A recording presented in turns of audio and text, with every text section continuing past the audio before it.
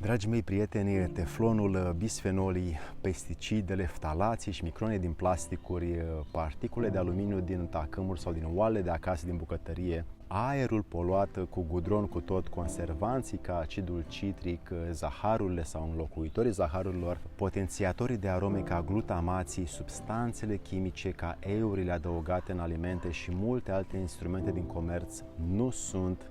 nu vor fi, nu au fost pentru binecuvântarea și sfințenia ființei umane. Ele sunt destinate pentru comerț și sunt destinate pentru a rezista foarte mult pe raft, pentru a fi gustoase și pentru a oferi rapid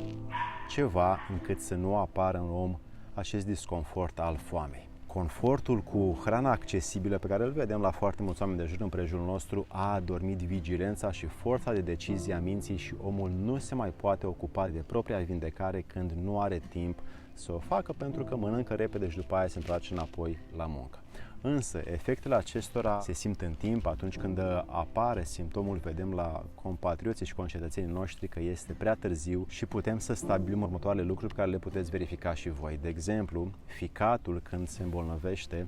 el adună peste 250 de grame de zahăr sau un sfert de kilogram de zahăr și atunci începe să aibă disfuncții masive. De asemenea, organele vitale încep să aibă disfuncții când se adună peste 2 kg de zahăr în ele și se face grăsimea viscerală sau lipsa de conexiune și organele sunt acoperite de acest strat galben, inert, mort, pe fese, pe burtă sau pe coapse. Corpul abia se mai mișcă când adună minim 10 kg de grăsime subcutanată pe ele. Și atunci tot trupul nostru începe să atârne și pe lângă disproporția creată când mai suntem ca la 15 ani, simțim că scade enorm energia omului și nu mai avem aceeași bucuria vieții. Sportul slăbește doar pe aceia care consumă uleiuri și grăsimi ca acizi grași, iar ceilalți care nu consumă uleiuri și grăsimi, ei doar se păcălesc cu foarte multe pudre aromate sau artificiale din zer proteic sau alte treburi similare, sau alții hrănindu-se seara doar cu o sălățică și făcând, evident, malnutriție celulară. Ei nu fac decât să-și slăbească forța de replicare, de divizare celulară și în timp trupul nu-și mai restabilește forța de autovindecare, nu-și mai poate reface homeostazia și începe să apară problemele diverse prin diferite canale. Ori nu mai putem să gândim, să trăim, să ne mișcăm, să acționăm pentru că nu mai avem energie în noi înșine. Paguba apare când vrem să ne sănătoșim și vedem că nu mai avem cum, ci doar să ne păstrăm starea de bine și de asta anulăm simptomele și reacția de vindecare cu pastile sau cu chirurgie sau cu alte elemente invazive convenționale și atunci și mai mult distrugem corpul.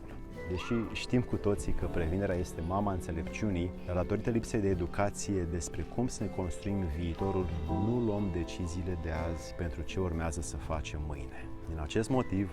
protocolul eliminării complete a zahărului, cât și a alimentelor procesate și pasteurizate și industrializate este un mijloc de prevenire, de înțelepciune și o accelerare pe care tu o poți să o accesezi în linkul de mai jos spre a ta sănătate. Alimentele procesate au elementele nutritive scoase din ele prin însuși procesul pasteurizării, rafinării sau industrializării sau ambalării produselor. Cu alte cuvinte, nu mai au viață sau nu mai au elemente active nutritive în ele, nu mai au forța de a revitaliza trupul, celulele și țesuturile noastre încât trupul să-și facă funcția de autovindecare. Pentru a-ți face foarte bine temele, accesează acest protocol care tu l-ai în linkul de mai jos, pe care îl găsești și îl poți educa, practica, verifica pentru tine și pentru familia ta ca să descoperi ce beneficii vei avea ulterior acestei practici. Dar nu crede, ci verifică pentru tine însuți. Să-ți fie de bine!